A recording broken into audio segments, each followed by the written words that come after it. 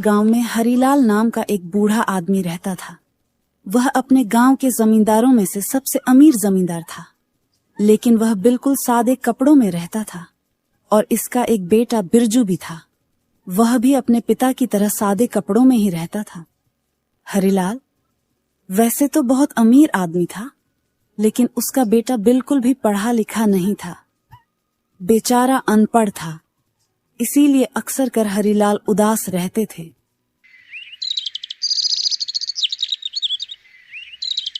दिन हरीलाल और उसका बेटा अपने घर में खड़े थे। तभी हरीलाल उससे कहता है, बेटा बिरजू, तुम श्यामलाल के पास चले जाओ और उससे कहना कि इस महीने का सारा हिसाब बराबर करके एक पर्चा बना दे और उसे पर्चे को तुम मेरे पास लेकर आना। जी, आप खुद चले जाइए, मैं वहां नहीं जा सकता। बेटा, तुम श्यामलाल के पास क्यों नहीं जाना चाहते? क्या वह तुमसे कुछ कहता है या फिर तुमसे कुछ पैसे मांगता है? अगर ऐसी बात हो तो तुम मुझे अभी बताओ, मैं उसे डांटूंगा। देखो पिताजी, ऐसी कोई बात नहीं है। श्यामलाल मुझसे कभी पैसे नहीं मांगता है और ना ही मुझसे कुछ कहता है। लेकिन पिताजी, मैं जब भी वहां आपका हिसाब कराने के लिए जाता हूं तो वहां खड़े लोग मुझ पर हंसते हैं और एक दूसरे को बताते हैं कि यह देखो, अनपढ़ आ गया पिताजी। मैं अनपढ़ हूं, इसीलिए लोग मेरा मजाक उड़ाते हैं। इसीलिए मैं वहां नहीं जाना चाहता। कृपया करके आप खुद चले जाइए। देखो बेटा, अगर तुम ऐसा ही सोचते रहोगे तो कल को मैं नहीं रहूंगा, तो तुम इस कारोबार को कैसे चला पाओगे? बेटा, तुम अभी से ही हिम्मत जुटाओ, तभी आगे तुम एक कारोबार संभाल सकते हो।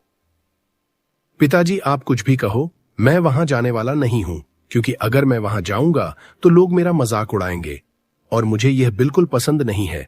पिताजी, मेरी बात को समझने की कोशिश करो कि आखिर मैं क्यों नहीं जा रहा। इतना कहकर बिरजू पर पटकता हुआ गुस्से में चला जाता है।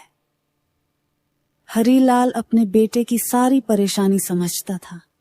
वह जानता था कि गांव वाले उसे कितना परेशान करते हैं, इसीलिए वह इतना परेशान और उदास रहता है और उनके सामने जाने की हिम्मत नहीं करता।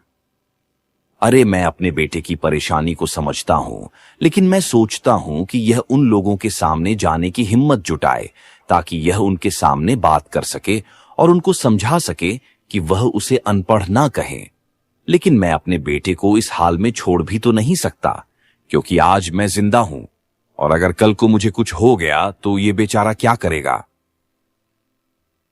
हरीलाल अपने बेटे की परेशानी को सुलझाने की सोच में डूबा हुआ था।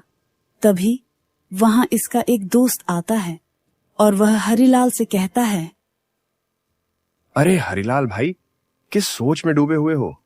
तुम तो मुझे ऐसे दिखाई दे रहे हो कि तुम कहीं गहराई वाली सोच में डूबे हुए थे। हाँ भाई, मैं बहुत गहरी सोच में डूबा हुआ था। अरे, मेरा बेटा बिरजू बेचारा अनपढ़ है, इसलिए हमारे गांव के लोग उसे तंग करते हैं और उसका मजाक उड़ाते हैं।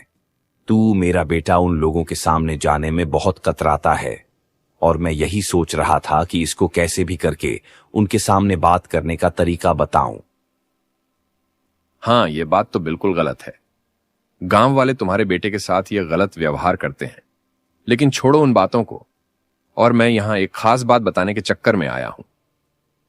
देखो हरीलाल, पड़ोस के गांव में एक गरीब आदमी है और उसकी बेटी जवान है, तो आप अपने बेटे की शादी उसकी लड़की से कर दे तो बहुत अच्छा रहेगा, क्योंकि उन लोगों ने शादी करने के लिए हां कह दी है। बस अगर आप अपने बेटे की शादी उससे करना चाहो तो आप भी हां कर दो, तो ये रिश्ता पक्का हो जाएगा। ये तो बहुत अच्छी बात है और मेरी तरफ से भी हां है। मैं अपने बेटे की शादी करने के लिए तैयार हूं। अरे, किस्मत ऐसी होती है कि खुद चलकर शादी करने की बात हो रही है। और जब मैं इधर उधर गया तो सबने मेरे बेटे को अनपढ़ कहकर रिश्ता पक्का नहीं किया। चलो ठीक है, अब मैं अपनी बेटी की शादी उसकी लड़की से कर दूंगा। बस अब तारीख पक्की की जाए। हाँ भाई, ठीक है, लेकिन एक बार अपने बेटे से भी पूछ लेना कि वह उस लड़की से शादी करेगा भी या नहीं। कहीं ऐसा ना हो कि तुम शादी करने के लिए हां कर दो और तुम्हारा बेटा बाद में मना करे। और यह सब इज्जत की बातें होती हैं और इनमें बहुत संभल कर काम करना पड़ता है भाई। हाँ भाई, यह बात तो तुम बिल्कुल ठीक कह रहे हो। मैं आज शाम को अपने बेटे से उसकी शादी के बारे में बात कर लूंगा, लेकिन तुम भी उन लोगों को बता देना कि मेरा बेटा बेचारा अनपढ़ है, लेकिन धन संपत्ति की कोई कमी नहीं है। हाँ भाई, तुम भी बिल्कुल सही बात कह रहे हो, लेकिन तुम्हारा बेटा अनपढ़ है, ये बात उन्हें पहले से ही पता है।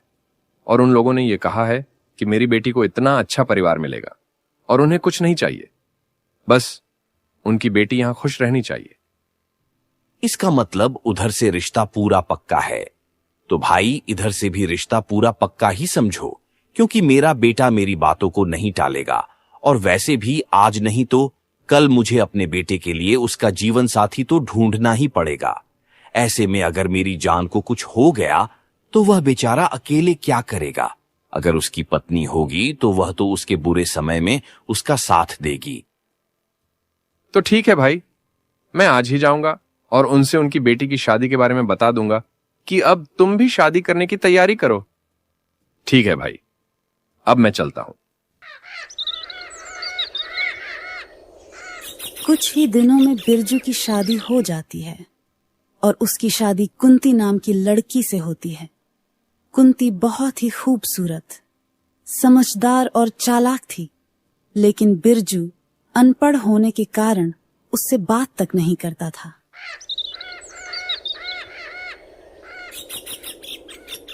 एक दिन हरिलाल अपनी बहू कुंती से कहता है, देखो कुंती, तुम इस घर की बहू नहीं बेटी हो और अब तुम्हें ही इस घर को अच्छे से चलाना होगा। पिताजी, मेरी शादी तो अभी हुई है और आप मुझे इस घर की मालकिन बना दे रहे हो। लेकिन पिताजी, आप ऐसा क्यों कह रहे हो? देखो बेटी, मेरा बेटा बेचारा अनपढ़ है, इसलिए गांव वाले उसका बहुत मजाक उड़ाते हैं, तो वह उन लोगों के सामने जाने में बहुत खतरा आता है। लेकिन अब मुझे खुशी है कि तुम्हारे जैसी बहू इस घर में आई है और तुम बहुत ही समझदार हो, इसीलिए मेरे बेटे का अच्छे से ख्याल रखना। तो ये बात है। हाँ पिताजी, फिर तो आप बिल्कुल दिक्कत मत लीजिए, क्योंकि मैं उनके अच्छे से ख्याल रखेगी। लेकिन पिताजी, वह मुझसे बातें क्यों नहीं करते हैं? आप कृपया करके उन्हें समझाइए और उनसे कह दीजिए कि मुझसे बातें किया करें। ठीक है बेटी, मैं उसे जरूर समझाऊंगा। अरे उसकी मां के गुजर जाने के बाद वह अकेला रहने लगा था और उसके दिल का हाल आज तक किसी ने नहीं जान पाया, जहां तक कि मैं भी नहीं जान पाया। लेकिन बस मुझे इतना मालूम है कि मेरे बेटे को खाने में दाल रोटी चावल आलू बहुत ज्यादा पसंद है। चलो कोई बात नहीं पिताजी, लेकिन अब मैं और भी ज्यादा खुश हूँ क्योंकि आपने बता दिया कि उन्हें दाल रोटी चावल आलू पसंद है। तुम्हें आज ही उनके लिए दाल रोटी चावल आलू बनाकर रखती हूँ।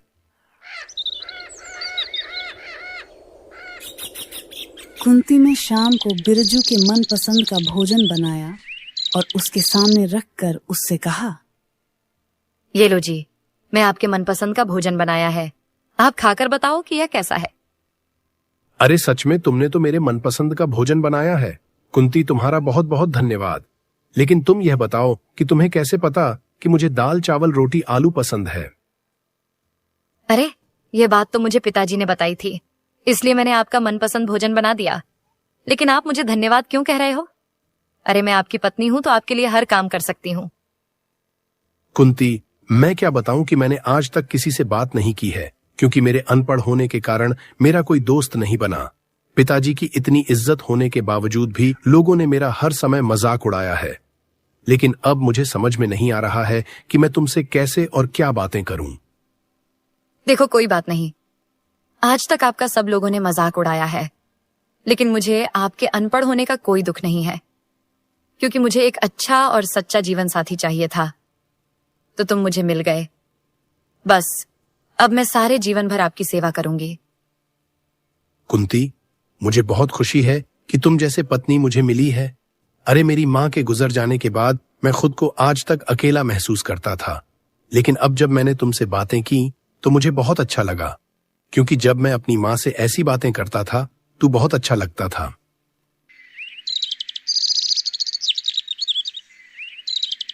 कुछ दिन बाद हरिलाल की मौत हो जाती है। दोनों की खुशी अभी शुरू ही हुई थी, तभी उन पर दुखों का पहाड़ टूट पड़ा।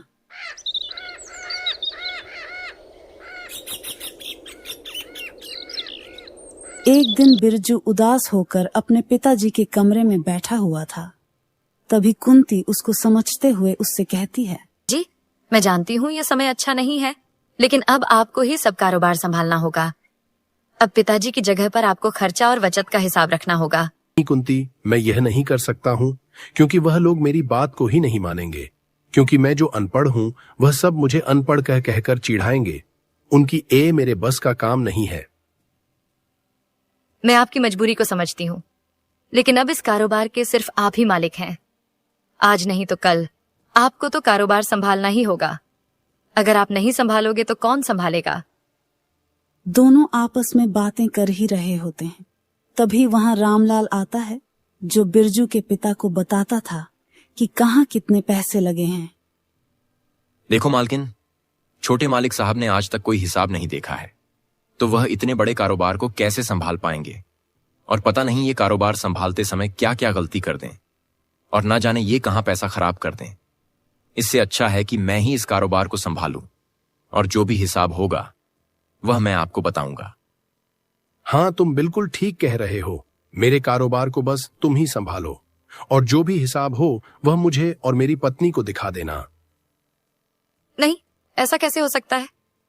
देखो जी, और मैं नहीं चाहती कि कोई दूसरा इस कारोबार को संभाले, क्योंकि आज नहीं तो कल आपको आपका कारोबार संभालना ही पड़ेगा। तो आप धीरे धीरे करके सीख जाओगे। मैंने बोला ना कुंती कि मुझसे एक कारोबार नहीं होगा। दोनों की ऐसी बातें सुनकर रामलाल उल्टे पैर घर से बाहर निकल जाता है। रामलाल बाहर जाकर खुद से कहता है, अरे मुझे कब से इंतजार था हरिलाल के करने का, और अब वह मर गया है। तू मैं मालिक बनना चाहता हूं, लेकिन अब इसकी चतुर बहू बीच में बाधा बन रही है।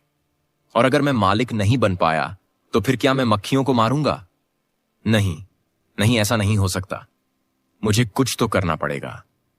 अगर इस चालक बहू ने उस अनपढ़ के अंदर आत्मविश्वास भर दिया तो मैं कभी मालिक नहीं बन पाऊंगा, और मेरा यह वर्षों का सपना अधूरा ही रह जाएगा।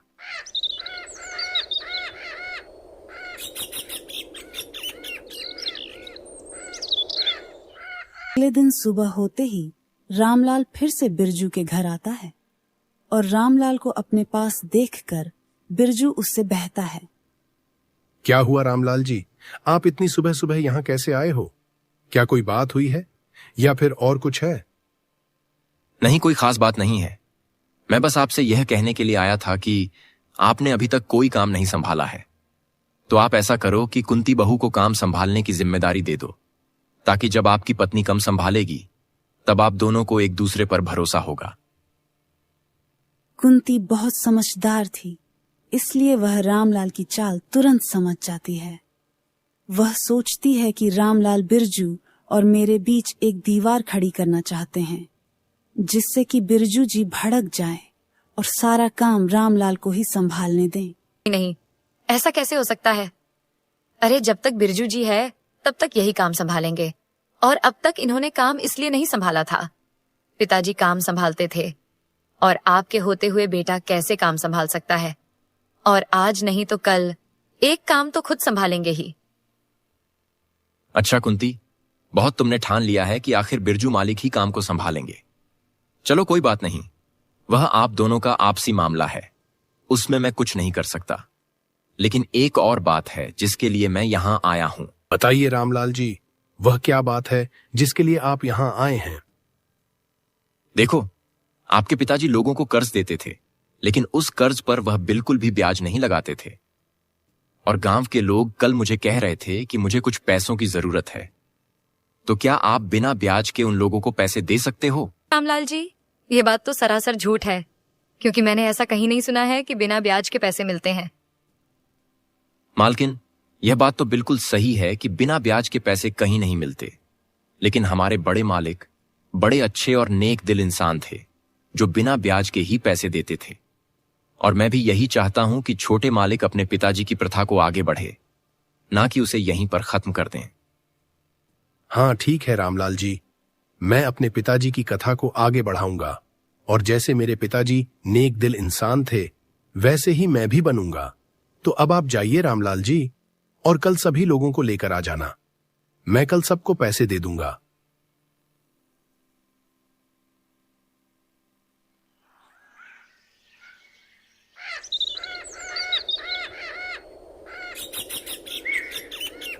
अगले दिन सुबह होते हैं।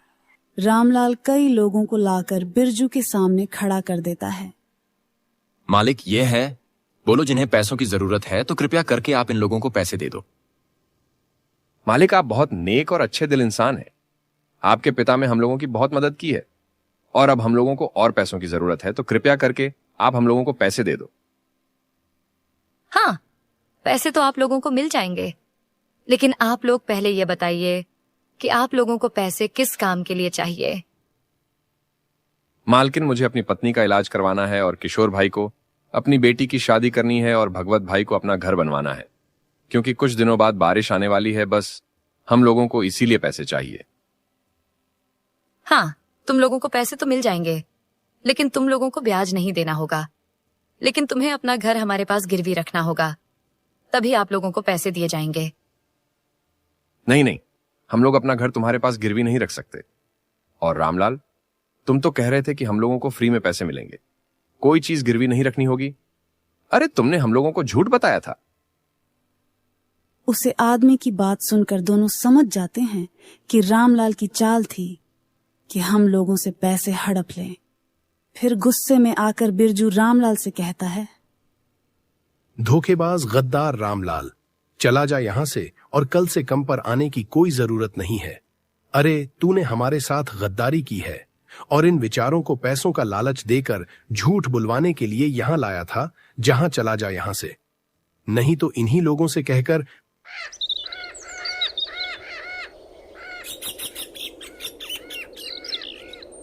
कुंती, एक तुम्हें कैसे पता चल गया था कि यह लोग यहां सिर्फ पैसों की लालच से आए थे?